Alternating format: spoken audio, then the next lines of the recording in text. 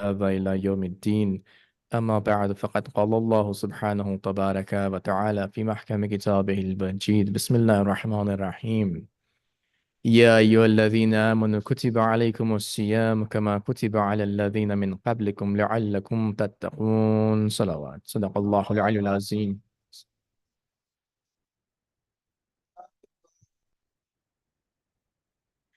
Dear brothers and sisters, we are in the last week, if you will, of Shahr Ramadan. And the last 10 days of Ramadan al-Mubarak, or Shahr Ramadan, are the nights or the days of Maghfirah. Last night, I closed my statement or closed my speech with this statement or conclusion where I was referring to a saying. I would like to emphasize that clearly today, where Amir al-Mu'mineen Ali ibn Abi Talib alayhi salam, salli ala Muhammad wa ala Muhammad,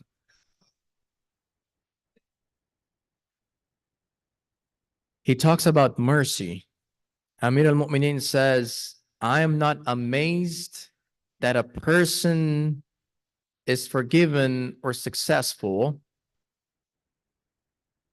because of Allah's mercy.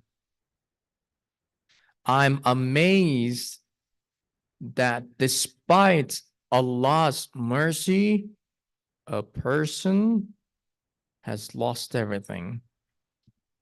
He's in halakat. That means Imam says,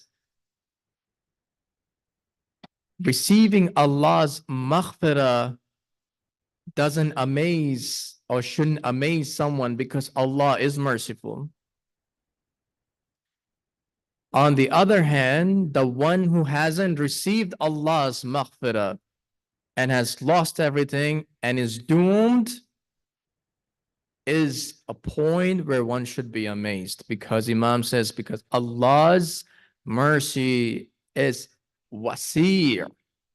It's unbelievably has no limits. It's majestic. When Allah asked us to fast, He prescribed us to fast. A'imma al-Tahirin says, on one hand, it is for us to remember the hunger and the thirst of the day of judgment. Jawi wal atash fil akhirah. It is to remind us. Imagine that thirst on the day of judgment. Imagine the hunger on the day of judgment. Unbearable. Ramadan is that month that is preparing us for the day of Akhirah. 30 days of fasting, preparing us for the day of Akhirah. On the other hand, Imam says that fasting helps you understand what poor people go through, the miskin and fuqara go through, when they don't have food to eat, when they don't have water to drink. There is scarcity of water, scarcity of food, not a lot of resources. It is to remind us. And the beautiful statement that Imam concludes his narration with is, it brings the poor and the wealthy in the same row. We say about Salah that who's standing in the Salah in the row, it doesn't matter who is rich or who is poor. Ramadan al-Mubarak is such months that brings everybody together. When a poor person is starving, has no food, you'll see that a rich is also starving and isn't able to allow to have any food or drink of water. But unfortunately, when you look today, people have forgotten what fasting is about. When you see especially in Arab countries, luxurious iftar, luxurious suhoor.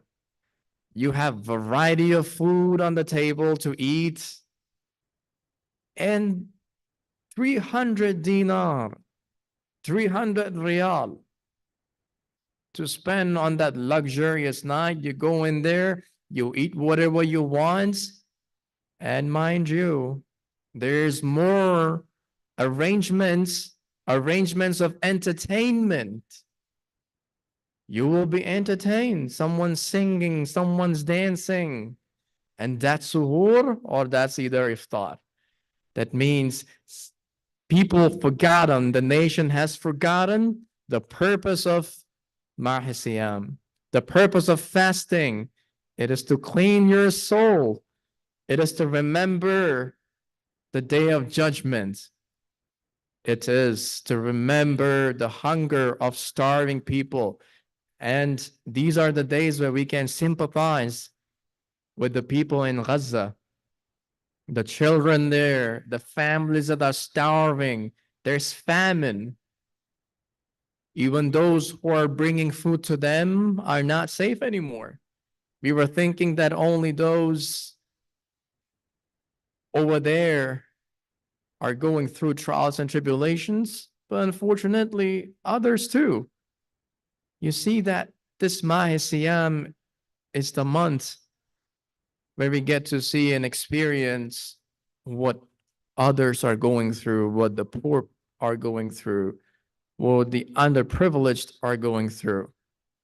And this is what we need to remind ourselves. It's not just about not eating anything, it's about reflection. And that is something we need to remind ourselves, and someone should also remind each other. Reflect when you're fasting. See what you did today. Was it better than yesterday? And if it is, that's great. Or at least try to make it different than the other day. And to remind ourselves, there is a narration of Rasulullah sallallahu alayhi wa sallam.